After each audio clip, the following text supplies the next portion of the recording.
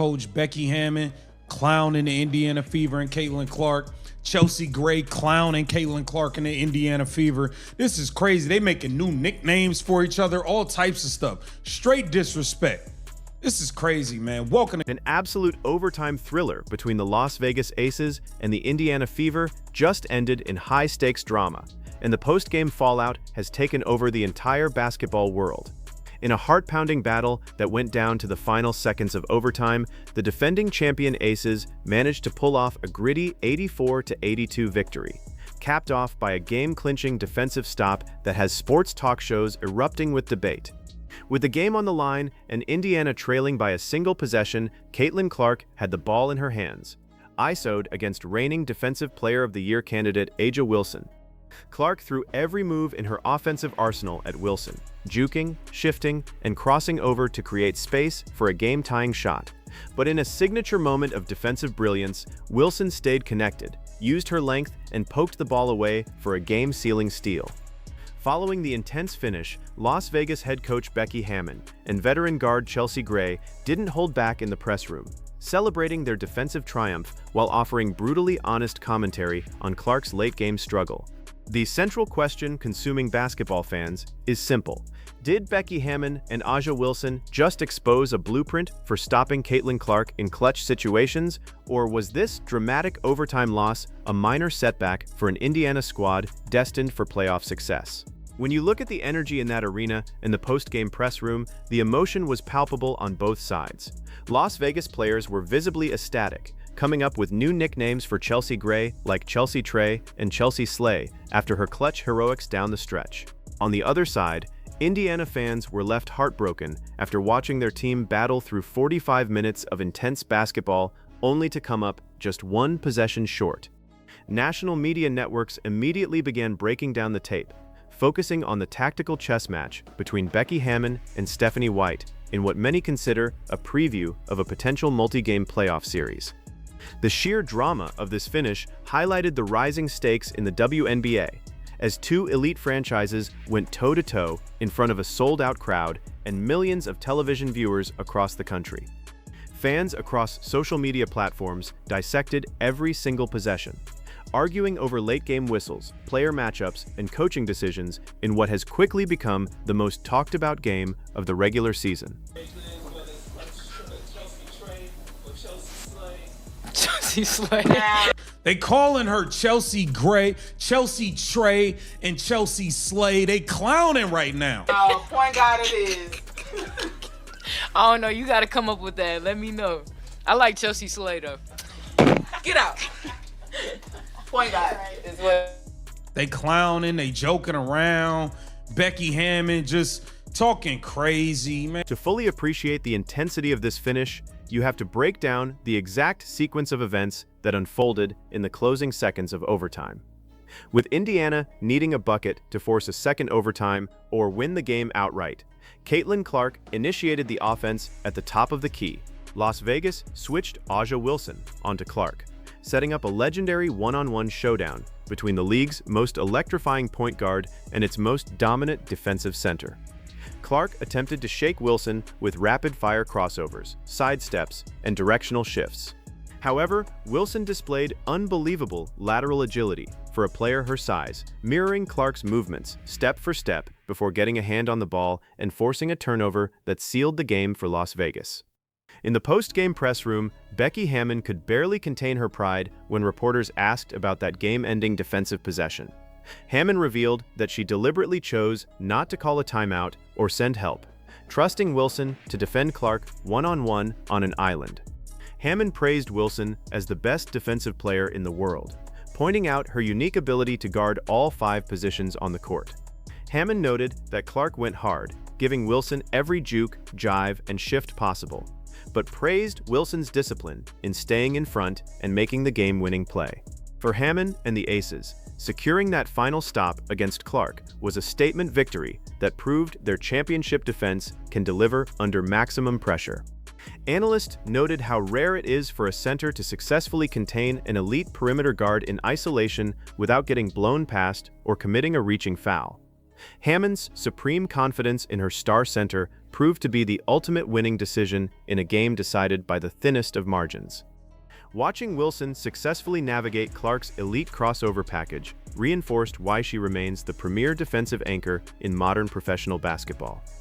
That late-game stop will be studied by defensive coordinators across the league as a textbook example of perimeter containment. First of all, super proud of our defense. I haven't been able to say that a lot, but super proud of our defense on a night that we really struggled to shoot. I mean, there was a stretch there we were just missing everything, and that's why your defense is so important, because it's going to give you a chance to win the game at the end, and it really did. In an overtime game to, only give up 84 to that offense is just a really great job. So kudos to my ladies there. Despite celebrating the defensive victory, Becky Hammon offered high praise for Indiana's core trio, calling Caitlin Clark, Kelsey Mitchell, and Aaliyah Boston a three-headed monster. Hammon admitted to reporters that Indiana's star trio is an absolute nightmare for any defensive coordinator to scheme against, because all three are highly skilled, three-level scorers and unselfish decision-makers.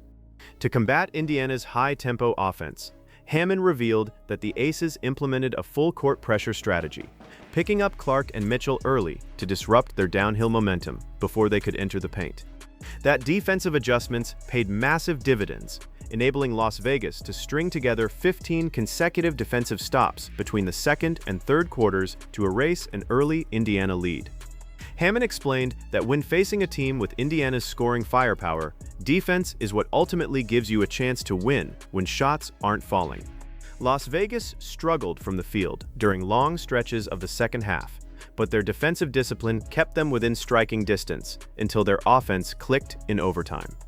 Hammon emphasized that putting bodies in front of bodies as soon as Indiana's offense kicks into gear is the only way to slow down Clark's transition passing and Mitchell's explosive drives into the paint. That high-intensity defensive exertion requires immense cardiovascular conditioning and physical toughness, particularly when rotation depth is tested against a fast-paced roster like Indiana's. When facing an offensive machine capable of putting up points in bursts, maintaining defensive communication across all four quarters is the only way to survive. The strain placed on Las Vegas's interior defenders was evident, yet their defensive persistence ultimately yielded the game's decisive momentum shift. What did you see those last few seconds that kind of forced us to that? Well, I'm letting it roll. I trust Asia out there. This is why she's the best defensive player in the world. Oh, now she bragging and boasting, man. It's because she can guard 1 through 5. And Caitlin was going hard. I mean, Caitlin was giving her every juke, jive, shift, and A's ability to just stay in front and then obviously get a hand on it with a huge steal down the stretch. Obviously won us the game. Along with Wilson's late-game steal, the Aces were a crucial stretch of the game.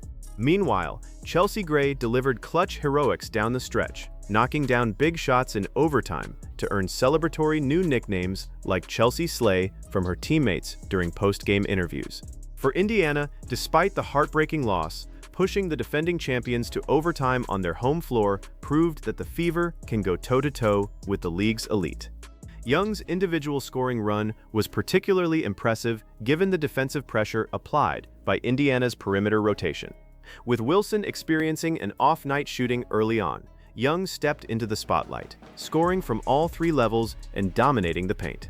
For Las Vegas, having a secondary superstar who can take over a game when Wilson is contained demonstrates why the Aces remain one of the most dangerous teams in women's basketball. Young's ability to explode for 17 consecutive points completely shifted the momentum of the game when Las Vegas appeared on the verge of letting the contest slip away.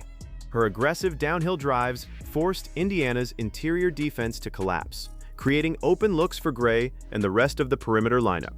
Having multiple elite shot makers on the floor allows Las Vegas to withstand cold shooting stretches from individual stars.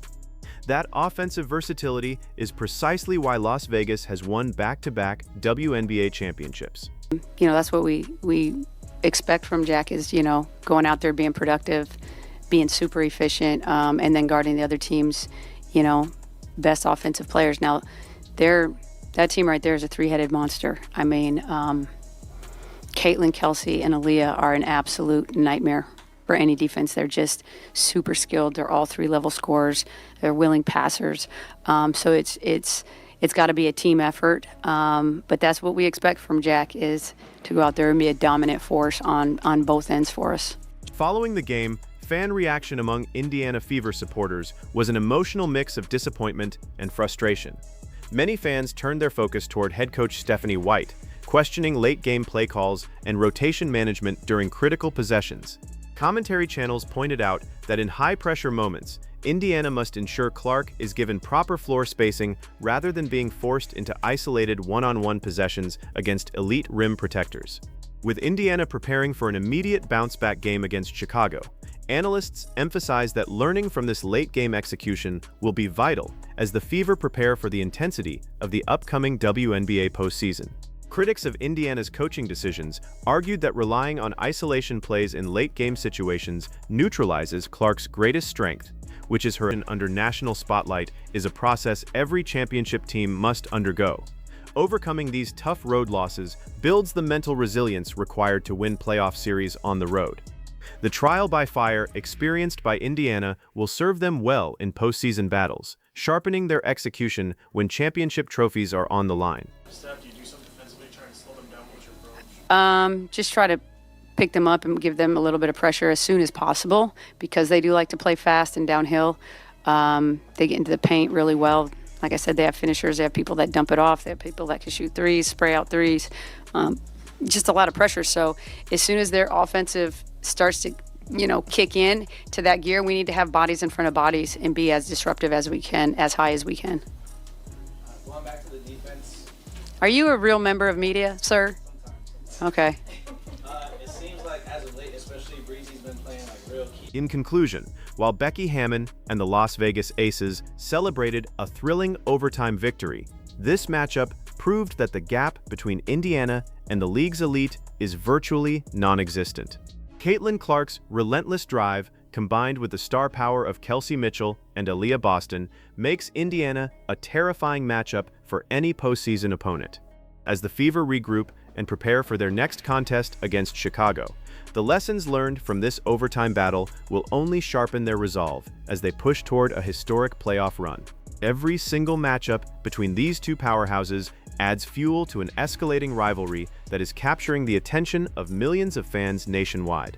As the regular season winds down and playoff seeding is finalized, the prospect of a multi-game playoff series between Caitlin Clark's Fever and Becky Hammon's Aces is the ultimate dream scenario for basketball enthusiasts across the globe. Basketball fans are already counting down the days until these two elite teams cross paths again on the hardwood, eager to see how Indiana adjusts in their next high-stakes battle. This overtime battle was just one chapter in an iconic rivalry that is defining a new era of professional basketball. As both teams march toward the postseason, the stage is set for a historic clash that will captivate the sports world.